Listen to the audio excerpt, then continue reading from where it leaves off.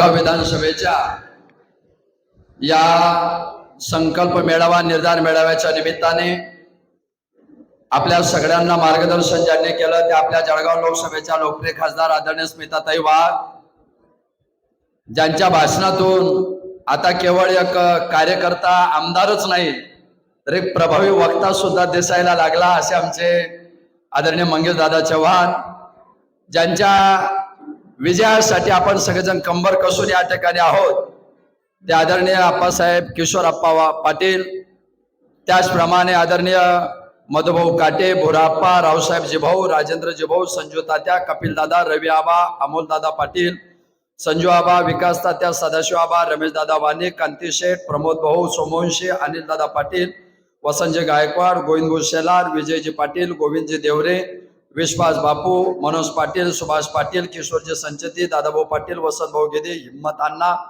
आणि आपण सगळेजण भारतीय जनता पार्टी, शिवसेना, राष्ट्रवादी आणि इतर घटक पक्षांचे प्रमुख पदाधिकारी. खरं म्हणजे ही जी महायुतीची घोषणा झालेली आहे, हा जो महायुतीचा विचार आलेला आहे, हा विचार तुमच्या माझ्या केवळ संकल्पनेतून आलेला विचार नाही, तर महाराष्ट्राला येणाऱ्या काळामध्ये सांस्कृतिक, सामाजिक, भौगोलिक आणि विकासाची दूरदृष्टी निर्माण करणारे माननीय आमचे नेते देवेंद्रजी फडणवीस साहेब, आदरणीय एकनाथजी शिंदे साहेब, अजितदादा पवार या त्रिकुटाच्या दूरदृष्टिकोनातून या महायुतीच्या 2.5 वर्षापूर्वी झालेली घोषणा आहे. नंतरच्या काळामध्ये आपल्या जळगाव जिल्ह्यापुरती बोलायचं म्हटलं तर आपल्या सर्वांचे लाडके माननीय नामदार गिरीश भाऊ महाजन, आदरणीय श्री गुलाबरावजी पाटील, आदरणीय अनिलदादा पाटील या तीनही नेत्यांच्या समन्वयातून, समर्पणातून आणि जळगाव जिल्ह्याच्या विकासाच्या दूरदृष्टिकोनातून ही महायुती अभेद्य ठेवण्याची जबाबदारी या महायुतीचे समन्वयक जळगाव जिल्ह्याचे आदरणीय मंगेशदादा चव्हाण आणि आपण सगळ्यांच्या समन्वयातून या महायुतीचा विचार या ठिकाणी मांडण्याकरता आलोय. मित्रांनो, या महायुतीचे खरं म्हणजे पहिल्यांदा दादा बैठकीचं नियोजन होतं, पण बैठकीचं नियोजन हे मेळाव्यामध्ये रूपांतरित झालं आणि बैठक ही मेळाव्यामध्ये परिवर्तित झाली. यामध्ये तीनही पक्षाचे प्रमुख पदाधिकारी उपस्थित आहे.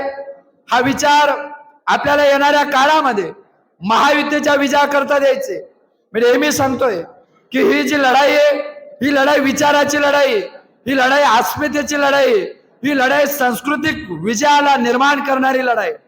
माझ्या आपल्या सगळ्या पदाधिकाऱ्यांना विनंती आहे, किशोरप्पा पाटील या पाचोरा भडगाव विधानसभा मतदारसंघामध्ये उमेदवार नाही.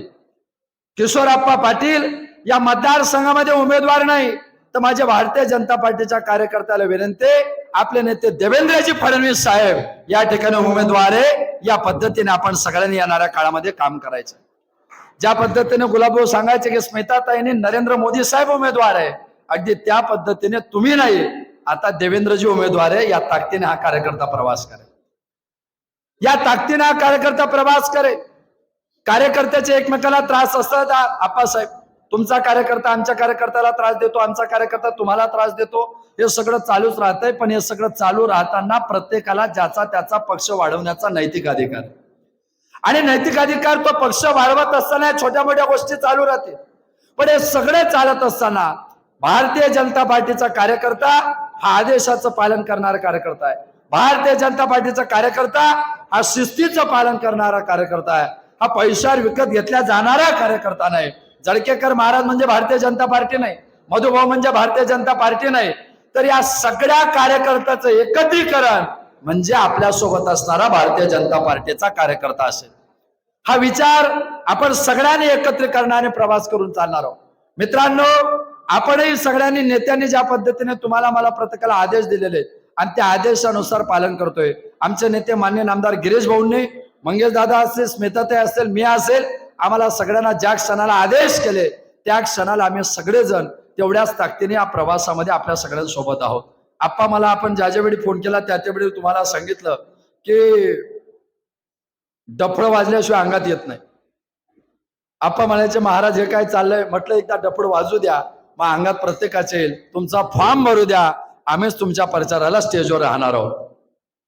आणि ज्या पद्धतीने दादाचं तुमचं आहे तसं मला वाटतं तुमचं माझे 14 पासून आहेच. ते तुम्हालाही पक्क माहिती आहे.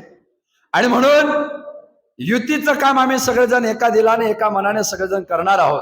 काय थोडेफार रुसवे फुगे याच्या पलीकडे असतील अमोल दादा, तर याच्या व्यतिरिक्त आपण सगळेजण बैठक, मला असं वाटतं जिभाऊ थोडं लक्ष आपण जिल्हाध्यक्ष म्हणून घालावं आणि काय असेल तो सगळा एकदा क्लिअर मोकळं झालं म्हणजे पुढच्या प्रवासाला सगळ्यांना प्रवास होईल आणि तो प्रवास तेवढ्या ताकदीने आपण सगळ्यांनी एका दिलाने एका मनाने करावा.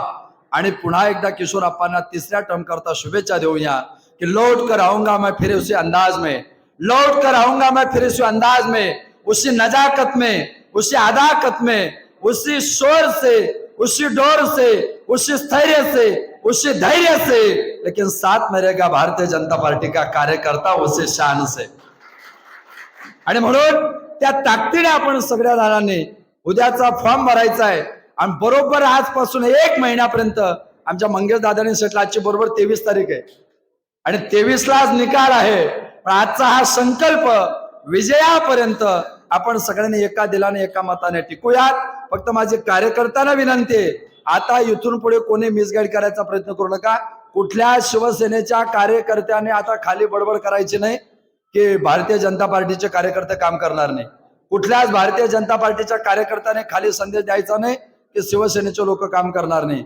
या दोघांनी राष्ट्रवादी अजितदादा पवार गटाचा माणूस काम करणार नाही असा चुकीचा संदेश येणाऱ्या 30 दिवसामध्ये कोणी पसरवण्याचं काम करू नये. आपल्या सगळ्यांना सर्व काळ सर्व पद्धतीच्या येणाऱ्या काळाकरता शुभेच्छा देतो आणि एका दिलाने आपण सगळ्यांनी प्रवास करावा.